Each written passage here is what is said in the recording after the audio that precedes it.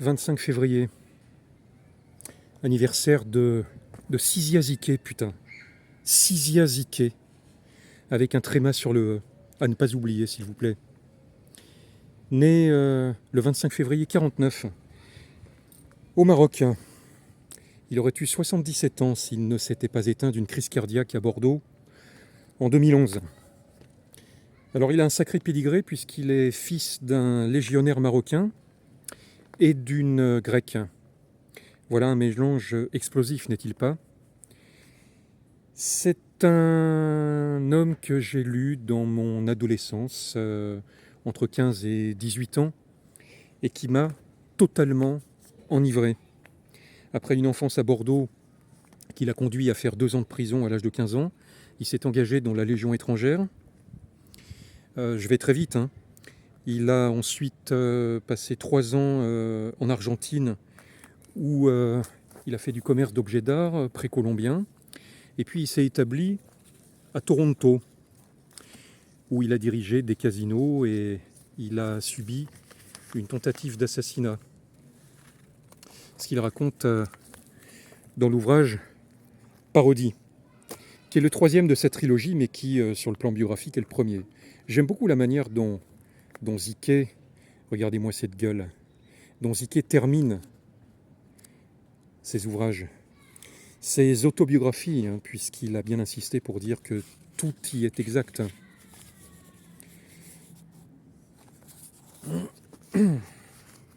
Voilà, donc il quitte Toronto en taxi, il me semble.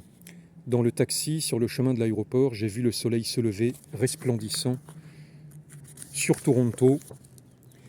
La lumière m'a fait cligner des yeux. À travers la vitre, la chaleur est venue me caresser. Que c'est bon d'avoir chaud. Le chauffeur de taxi, un sikh en turban qui ne sait pas conduire, se retourne vers moi et me demande « Touriste ? Touriste, vous avez aimé le Canada ? Beaucoup. » Toronto, c'était la fin de mes aventures citadines pendant des mois. Je me suis réveillé la nuit, hurlant, ruisselant de peur, les bras tendus en avant pour me protéger des coups. Autobiographie donc très violente. Et puis, après donc avoir échappé à ces tentatives d'assassinat, Sizia se réfugie en Suisse. Suite à de fréquents allers-retours à Amsterdam, il connaît 2 overdoses d'héroïne. Et puis ensuite, il sera en Afrique du Nord, où il effectue du trafic de camions pourris, selon ses propres dires. Et il est arrêté à Bamako en 1975. Ces aventures-là, cette partie de sa vie, est narrée dans cet ouvrage qui s'appelle Sahara. Voilà. Sahara, qui se termine ainsi. J'aime beaucoup la fin de ces ouvrages.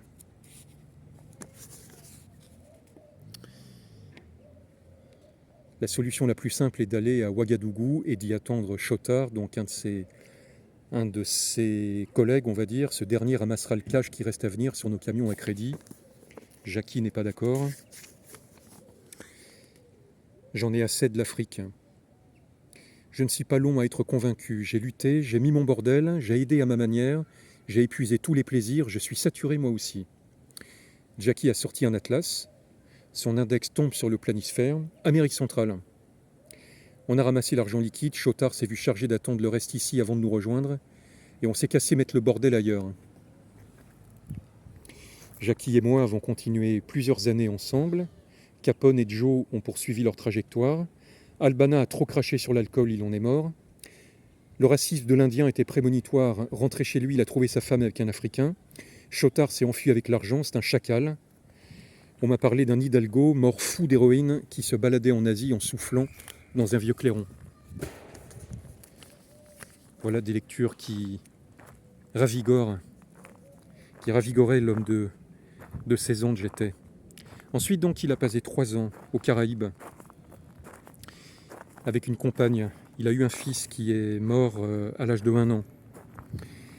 Il s'est retrouvé au Costa Rica en 80, où là, il est devenu orpailleur, plus ou moins légal. C'est le sujet du dernier livre de sa trilogie, Oro. Alors il a eu un sacré succès avec cet ouvrage, hein. Il est allé chez Pivot, on le sait. Il lui arrivait de se déplacer en Rolls, hein. Il soignait son image, hein, Cizia. Il y a eu un documentaire qui lui a été consacré. Je ne sais pas pourquoi il me fait un peu penser à Mérine. Pivot lui demande: est-ce que vous avez déjà tué un homme? Ce sont des questions qui ne se posent pas, lui a-t-il répondu avec une très belle élégance. Voilà, donc il quitte le Costa Rica. Cela fait 2 jours que je marche maintenant. Je ne dois plus être très loin du Panama. J'ai laissé la plage hier et depuis j'avance dans les montagnes. Alors que je me roule mon dernier pétard d'herbe costaricienne, un paysan apparaît. Où sommes-nous, amis? Costa Rica ou Panama? Panama, me répond l'homme. Et voilà, Costa Rica, c'est fini. C'est aussi simple que ça. Il y a peu de chance que le paysan comprenne jamais la raison de mon sourire. Je le laisse s'éloigner, puis je détruis la dynamite et enterre le 44 Magnum. La violence était la partenaire d'une aventure qui fait partie du passé maintenant. Adieu, petit Ticos. Je vous aimais bien, vos femmes et vos petites filles aussi d'ailleurs. J'ai une dernière pensée pour Jimmy, mon ami, mon petit frère que je laisse derrière moi. Pauvre vieux, avoir tant progressé, tant rêvé et tout ça pour rien. Je me rappelle aussi un à un les membres de ma joyeuse équipe, des types au départ sans grande envergure mais dont j'avais extirpé le meilleur. Ils étaient devenus des copains. Et maintenant, place au plaisir que vont me procurer mes 3 kilos d'or, unique et éphémère souvenir du Costa Rica. Ensuite, Cizia Zilke s'est rendu en Thaïlande, il a fait de la boxe thaï, il a fourni le scénario du film Bloodsport de Van Damme. Il s'est retrouvé à nouveau en Australie pour diriger une mine d'or. En 91, il est retourné en Albanie, le pays de son père. Il y a passé 3 ans et il a écrit 4 romans, dont une partie se passe à Marseille d'ailleurs. Je ne les ai pas lus. Ce sont 4 romans de fiction. En 2008, il retourne en Guyane pendant 2 ans. Et il avait le projet d'y construire sa propre ville. Avec d'ailleurs, paraît-il, une statue qui lui aurait été consacrée.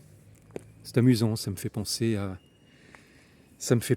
la ville de Gilbert Bourdin, du Mandarum, au-dessus de la Durance. Et puis voilà, il est mort à Bordeaux, et c'est ainsi que